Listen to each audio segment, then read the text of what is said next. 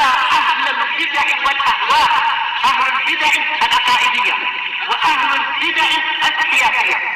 أنا أقول بيننا وبينكم السلف، بيننا وبينكم الكتب، كان فيقول البدع بيننا وبينكم. Bismillahirrahmanirrahim. Sebelum kita melanjutkan Mukhtasar Al-Fusul fi Siratul Rasul, kita lihat satu pertanyaan ini. Bismillahirrahmanirrahim. Apakah lafaz hadis sebelumnya yang bunyinya au yamassu min tibi baitih mengisyaratkan jika harus memakai barang milik kita sendiri atau pribadi tanpa harus meminta-minta dari orang lain? Naam. Ini juga bisa dia ambil pendalilan situ. Menggunakan minyak wangi milik sendiri. Paham ya? Bukan minta-minta orang lain, minta sedikit dong. Punya antum minyak wanginya apa? Punya anak silver, punya anak Casablanca ya. Minta dikit. Nah, hindari. Minta-minta haram, tasawul. Paham ya? Hindari ya. Minyak wangi pun enggak boleh minta-minta, kasih alhamdulillah. Kalau enggak dikasih, jangan minta. Nah, ingat-ingat ya. Kalau enggak dikasih jangan minta, minta dikit dong, baunya enggak enak. Ya salah sendiri. Paham ya? Nah, jangan minta-minta. Paham ya? Intinya minta-minta itu haram, barakallahu fiik. Hatta minyak wangi. Cuman ada hadis enggak boleh nolak pemberian minyak wangi. Jadi kalau antum kasih minyak wangi, anak enggak mau. Nolak itu malah melawan dan juga menentang hadis. Kalau tidak ada udzur syar'i. Ingat-ingat ya. Disebutkan dalam hadis itu bahwasanya kalau ada orang ngasih minyak wangi enggak boleh nolak. Kecuali ada udzur syar'i, mungkin dia sakit, penciumannya rusak misalkan. Paham ya? Itu boleh dia menolak, tapi kalau hukum asalnya diterima. Paham ya? Yang dilarang itu minta-minta. Disebutkan kemarin kalau dapat keutamaan diampuni dosanya antara Jumat dan Jumat yang akan datang atau Jumat yang lainnya, itu kan syaratnya apa? Kemudian memakai wangi-wangian dari minyak wangi rumahnya, berarti punya dia sendiri. Paham ya? Bukan minta-minta. Hindari ya. Nah, barakallahu fiikum, assalamualaikum afiyah. Na'am. Kita lanjutkan, barakallahu fiikum. Terakhir kita ambil kemarin adalah seputar tragedi perang Khaybar. Perang Khaybar melibatkan berapa pasukan, Ihsan? Dari kaum musyrikin berapa pasukan? Dari kaum muslimin berapa pasukan?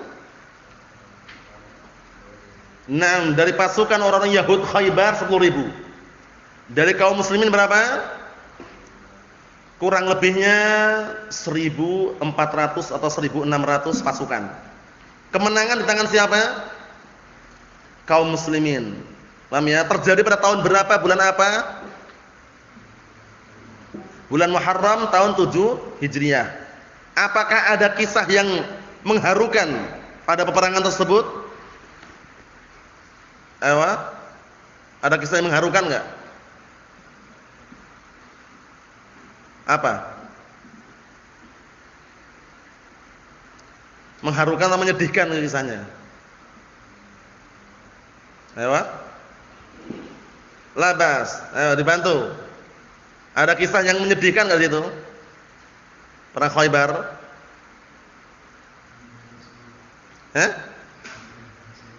Meninggal Rasulullah. Yang pertanyaannya ada enggak kisah yang menyedihkan?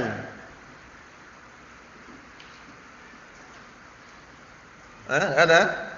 Ada kisah yang menyedihkan kemarin. Apa itu? Antum?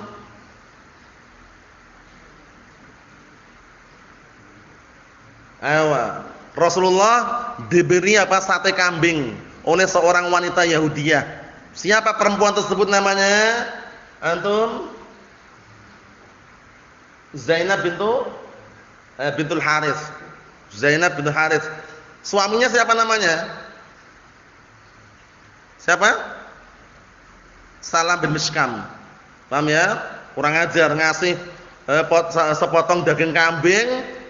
Daging kambing panggang itu ya, ternyata ada racunnya ternyata. Rasulullah meninggal enggak dengan sebab itu saat itu? Tidak. Tapi ada sahabat yang meninggal. Nah, ini titik beratnya. Ada sahabat yang meninggal dengan sebab apa? Karena ikut makan daging kambing tadi itu. Siapa sahabat ini? Antum? Siapa sahabat yang meninggal kemarin? Yang akhirnya Rasulullah membunuh perempuan tadi? Siapa? Na'am. Bishr bin Bara' bin Ma'rur. Paham ya? Akhirnya Rasulullah meminta agar memanggil perempuan tadi, nah akhirnya dibunuh perempuan tadi. Na'am. Itu kesimpulannya. Kemudian salah satu ghanimah harta rampasan perang mendapatkan seorang wanita di situ. Paham ya? Yang akhirnya Rasulullah SAW membebaskannya dan memerdekakannya dan menikahinya. Siapa perempuan tersebut? Siapa perempuan tersebut? Antum? Ayo.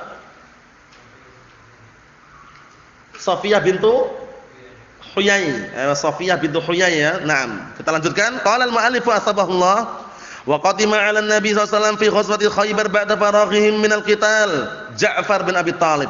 Kemudian setelah selesai peperangan, setelah perang Khaibar selesai, tiba-tiba datanglah kepada Rasulullah sallallahu alaihi wasallam siapa? Ja'far bin Abi Thalib datang. Datang dari mana? Kita lihat. Datanglah Ja'far bin Abi Thalib wa ashabu dan para sahabatnya mimman baqiya muhajiran di ardil Habasyah, dari kalangan orang-orang yang masih tersisa hijrah, yang semula hijrah di tanah Habasyah. Pulang mereka, kembali. Paham ya? Kembali bertemu Rasulullah sallallahu alaihi wasallam. Paham ya? Karena hijrah pertama ke mana? Habasyah kan, ke Ethiopia kan? Wa fi sahabatihim, kemudian di tengah-tengah mereka sahabat mereka ada juga Abu Musa al-Asy'ari fi jama'atin al-Asy'ariyin yaziduna 'ala 70. Di tengah-tengah kedatangan para sahabat tadi itu, datang pula Abu Musa al-Asy'ari dan juga sekelompok dari kalangan Asy'ariyin lebih dari 70 orang. Lebih dari 70 orang. Asy'ariyun ma'ruf dari Yaman ya. Wa qadima 'alaihi Abu Hurairah wa akharun, datang juga Abu Hurairah dan juga yang lainnya. Fa'atahum Rasulullah sallallahu alaihi wasallam minal maghanim kama arahullah azza wa jalla. Akhirnya Rasulullah memberikan kepada mereka sebagian ghanimah harta rampasan perang sebagaimana Allah taala perlihatkan dan tampakkan barakallahu fikum di hadapannya. Waqad qala sallallahu alaihi wasallam li Ja'far, sampai karena senangnya Rasulullah ya, Ja'far bin Abi Thalib datang. Ja'far bin Abi Thalib itu apanya Ali bin Abi Thalib ini? Apanya? Ali bin Abi Thalib ini Ja'far bin Abi Thalib berarti apanya? Apanya? Saudara ya? Saudara, na'am. Ja'far bin Abi Thalib, na'am. Kita lihat sini. Karena begitu senangnya Rasulullah mengatakan kepada Ja'far, la adri bi ayyihima ana usar, abi fathi Khaibar am bi qadami Ja'far. Bayangkan nih, Rasulullah senang sekali. Setelah menang perang Khaibar, didatangi para tamu tadi itu, sampai-sampai Rasulullah mengatakan, aku enggak tahu dengan mana antara keduanya yang membuat aku senang. Aku dibikin senang dengan yang mana antara keduanya? Dengan kemenangan perang Khaibar atau dengan hadirnya Ja'far itu loh. Karena senang sekali itu ya. Walamma qadima alaih, kemudian tatkala Ja'far datang kepada Rasulullah, qama wa qabbala ma baina ainai, akhirnya Rasulullah langsung berdiri dan mencium di antara apa? Di antara kedua matanya, menunjukkan senang. Wa qad tushhida bi Khaibar minal muslimin nahwu 20 rajulan radhiyallahu anhum jami'ihim.